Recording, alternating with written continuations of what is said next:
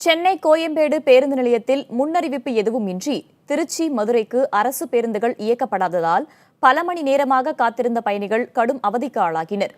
திருச்சி மதுரை ஆகிய நகரங்களுக்கு நாள்தோறும் ஏராளமான பேருந்துகள் சென்னையிலிருந்து இயக்கப்படுகின்றன.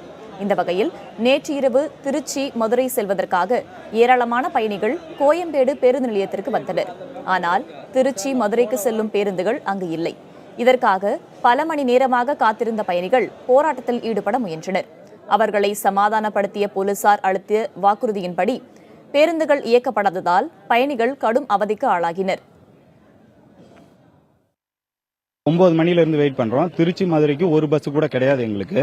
அதை கேட்க போனா ஆபீஸ்ல நைட் ஷிப்ட்ல யாருமே கிடையாது. அவங்க எங்க போனாங்கன்னு எங்களுக்கு தெரியல. ரெஸ்பான்சிபிளா பதில் சொல்ற ஆபீசரும் ட்ரிங்க் பண்ணி இருக்காரு. நாங்க யார்கிட்ட போயிட்டு கேட்கறது எங்களுக்கு ஒண்ணுமே தெரியல.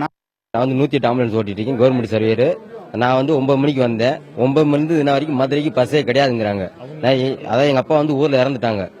எனக்கு 5:30 மணிக்கு நியூஸ் வந்துச்சு. நான் அங்கிருந்து பூந்தமல்லிருந்து வரும்போது அங்க அதை நான் எழுதி கொடுத்து வரும்போது கரெக்டா அங்க 9 மணிக்கு வந்தேன். 9 மணிலிருந்து மதுரைக்கு பஸ் இல்லைங்கிறாங்க. நான் எப்படி இப்ப இன்ன வரைக்கும் இப்ப மணி என்ன போச்சு, நான் எப்படி நான் ஊருக்கு போக முடியும்?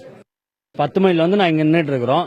இங்க எந்த பஸ்ஸுமே வரல. திருச்சி பஸ் நீங்க ஏதாச்சும் நாங்க கேக்குறோம் அப்படின்னா அங்க போய் நீங்க ஆபீஸ்ல கேளுங்க அப்படிங்கிறாங்க. அங்க போய் கேட்டதுக்கு அவங்க என்ன சொல்றாங்க, இங்க உள்ள சம்பந்தப்பட்ட ஆபீஸ்ல யாருமே இல்லங்கிறாங்க. எங்க போனாலும் ரெஸ்பான்ஸ் பதில் சொல்ல மாட்டாங்க.